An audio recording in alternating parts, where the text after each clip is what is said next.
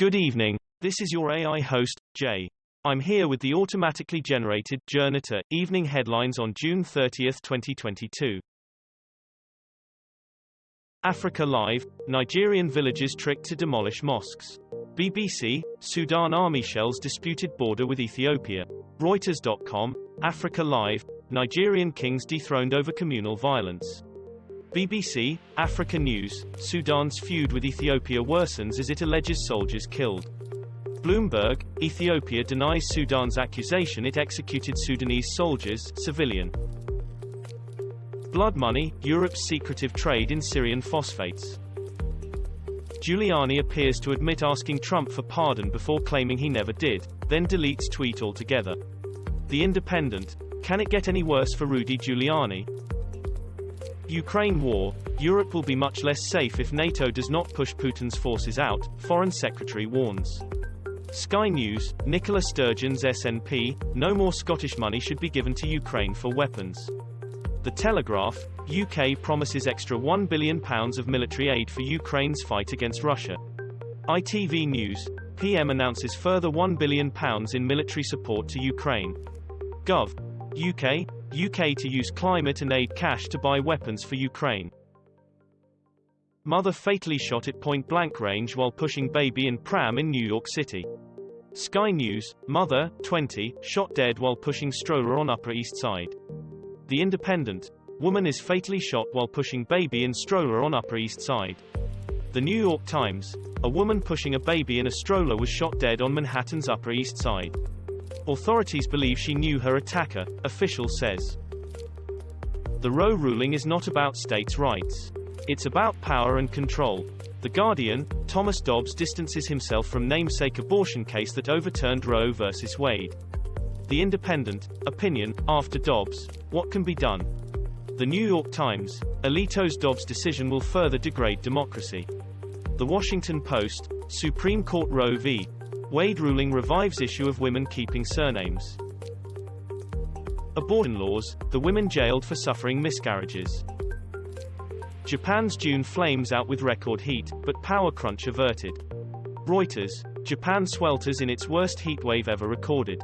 BBC, Japan swelters in hottest temperatures for 150 years as early heat wave hits northern hemisphere. Sky News, Japan to use nuclear reactors to meet electricity demand as heat wave rages on. The Independent, heat stroke alert issued as Tokyo endures scorching temperatures. Double standards, Poland criticized as steel wall along border with Belarus is completed. Russia-Ukraine war, what we know on day 127 of the invasion. The Guardian, the CCTV footage that debunks Russia's lies about Kremenchuk shopping center attack. The Telegraph, moment Russian missile hits Ukrainian shopping center captured on camera.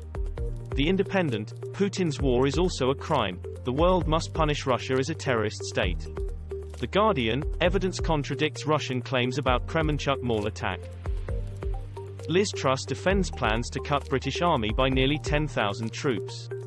The Guardian, Boris Johnson at odds with British Army chief as he defends cuts to troop numbers. The Telegraph, rebuke for Army Chief General Sir Patrick Sanders over cuts to the Army. The Times, Russia-Ukraine war, Russia withdraws from Snake Island and says Ukraine should deminer waters, live news. The Guardian, we could face Putin on the battlefield, Boris Johnson must fund a reboot of the army. Ottawa braced for Canada Day protest by Freedom Convoy supporters.